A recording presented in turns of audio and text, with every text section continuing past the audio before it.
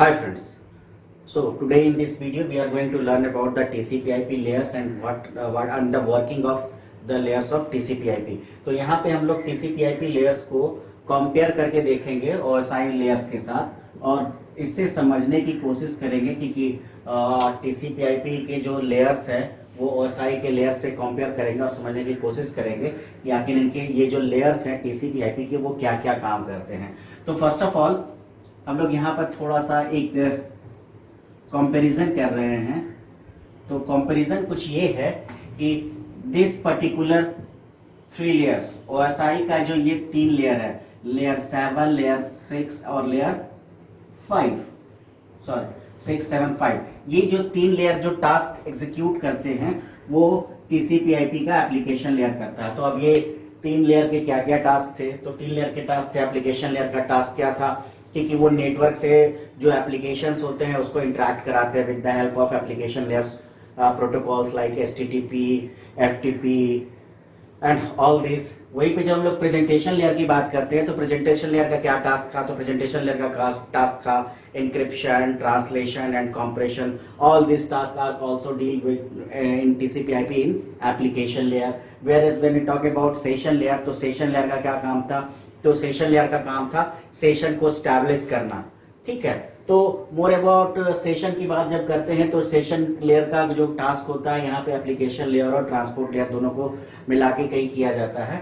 तो बेसिकली यहाँ पे जो ये 3 लेयर का जो टास्क है वो अकेले TCP/IP का ये एप्लीकेशन लेयर डील करता है। यानी जो टास्क एप्लीकेशन, प्रेजेंटेशन और सेशन लेयर के हैं वो टास्क TCP/IP के एप्लीकेशन लेयर के हैं। वहीं पे जब हम लोग ट्रांसपोर्ट लेयर की बात करते हैं OSI मॉडल में, तो OSI मॉडल में हमने ट्रांसपोर्ट लेयर की बात की थी। तो वहां कहते हैं इसका जो सबसे इंपॉर्टेंट टास्क होता है वो end to end data delivery का होता है। और इस end to end data delivery को पूरा करने के लिए यहाँ पे पैकेटिंग का कॉन्सेप्ट होता है, सीक्वेंसिंग होता है, फ्लो कंट्रोल होता है, एरर कंट्रोल होता है और इस तरह के सारे टास्क, मल्टीप्लेक्सिंग होता है। तो वो जो सारे टास्क यहाँ पे OSI लेयर पे के ट्रांसपोर्ट लेयर पे होते हैं वो सारे टास्क यहाँ पे TCP/IP के ट्रांसपोर्ट लेयर पे भी सेम टास्क एग्जीक्यूट होते हैं। वहीं पे जब हम लोग नेटवर्क लेयर की बात करें तो नेटवर्क लेयर जो OSI मॉडल का था वो नेटवर्क लेयर का काम क्या था? तो पहला काम था कि network route discovery, route maintenance, load balancing. इसके अलावा जो सबसे इंपॉर्टेंट टास्क था वो था IP एड्रेसिंग।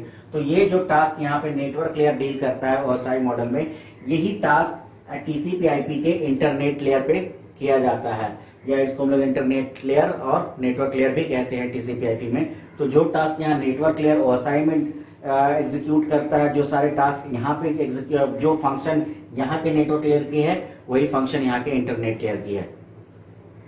वहीं पे जब OSI मॉडल की बात करते हैं तो OSI मॉडल में हमारे पास डेटा लिंक लेयर और फिजिकल लेयर होता है, यानी दिस इज 4, 3, 2, 1।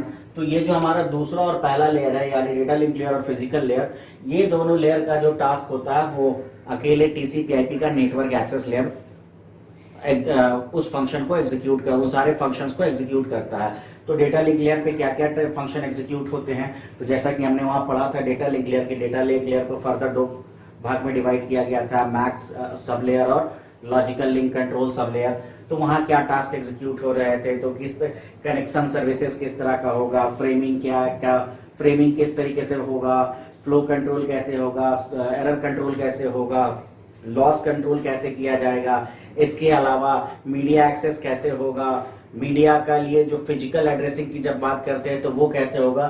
तो वो सारे जो चीजें हैं वो डेटा लिंक लेयर पे डील की जाती है। वहीं पे जब हम लोग फिजिकल लेयर की बात करते थे तो फिजिकल लेयर में जो हमारा फिजिकल टोपोलॉजी क्या होगा, सिग्नलिंग मैकेनिज्म क्या होगा, इनकोडिंग मैकेनिज्म क्या होगा, ये सारी चीजें फिजिकल लेयर पे डील की गई थी। ये सारे फंक्शन फिजिकल लेयर पे सॉर्ट आउट किए गए थे OSI मॉडल में। तो इन दोनों लेयर का जो टास्क है डेटा लिंक लेयर और फिजिकल लेयर का, वो अकेले इसके नेटवर्क एक्सेस लेयर पे डील किया जाता है। जैसा कि मैंने पिछले वीडियो में बताया था कि कुछ नए किताबों में आपको इस नेटवर्क एक्सेस लेयर की जगह कुछ और भी मिले, क्योंकि यहाँ पे मैं 4 लेयर बता रहा हूँ, वहाँ पे 5 लेयर भी मिल सकते हैं। तो जब वो 5 लेयर की बात करता है तो वहाँ पे एक डेटा लिंक लेयर हो जाता है और एक नेटवर्क एक्सेस लेयर होता है। तो यहाँ पे जो 2 लेयर काम कर रहे हैं उसके बदले में यहाँ एक नेटवर्क एक्सेस लेयर है, तो वहाँ पे वो 2 लेयर हो जाते हैं। So this is basically what is the working और फंक्शनलिटी ऑफ TCP/IP के जो 4 लेयर हैं, एप्लीकेशन, ट्रांसपोर्ट, इंटरनेट और नेटवर्क एक्सेस लेयर। तो आपको कुछ याद, केवल इतना याद रखना है कि अगर आप OSI आपको पता है तो इन सारे लेयर्स की आप फंक्शनलिटी क्या कर सकते हैं, डिफाइन कर सकते हैं। OSI के एप्लीकेशन, प्रेजेंटेशन और सेशन लेयर का जो टास्क है वो कौन डील करता है TCP/IP में, तो अकेले वो एप्लीकेशन लेयर। वहीं ट्रांसपोर्ट लेयर का काम नेटवर्क लेयर का, सॉरी TCP/IP का ट्रांसपोर्ट लेयर, OSI का नेटवर्क लेयर, TCP/IP का इंटरनेट लेयर, OSI का डेटा लिंक लेयर और फिजिकल लेयर, TCP/IP का नेटवर्क एक्सेस लेयर। अब एक जो इंपॉर्टेंट चीज है वो ये है कि TCP/IP और OSI में डिफरेंस क्या है। So there are several differences in TCP/IP and OSI। तो जो सबसे पहला डिफरेंस क्या है कि इसमें 7 लेयर होते हैं। मैं जो यहाँ बताता जा रहा हूँ आप उसको नोट डाउन भी करते जाओगे तो बेहतर होगा, या मैं अब वीडियो के डिस्क्रिप्शन में मैं दे दूंगा, आप वहाँ पे से डिफरेंस भी लिख सकते हो। तो यहाँ पे सबसे पहले ये 7 लेयर के हैं और ये कितने लेयर क्या है, 4 लेयर। दूसरा जो सबसे बड़ा डिफरेंस है कि ये वेल डिफाइंड है, जो मैं कई बार आपको बता चुका हूं। This is well defined but it is well implemented. This is the most basic difference between TCP/IP and OSI। अब जब OSI की बात करते हैं तो OSI में जो ट्रांसपोर्ट लेयर है डेटा डिलीवरी की गारंटी देता है, जबकि TCP/IP में ट्रांसपोर्ट लेयर डेटा की गारंटी नहीं देता है। वहीं पे यहां पे एक सेपरेट प्रेजेंटेशन लेयर होगा, जबकि यहां पे प्रेजेंटेशन लेयर का टास्क कौन डील कर रहा है, एप्लीकेशन लेयर। यहां पे सेपरेट सेशन लेयर है, लेकिन यहां पे सेशन लेयर का टास्क कौन डील कर रहा है, तो application layer. So we have 4 difference. First is how many layers, 7, 4, well defined, well implemented, presentation layer is present, absence of presentation layer and the task is dealt by application layer, session layer is present, absence of session layer and the task is dealt by application layer।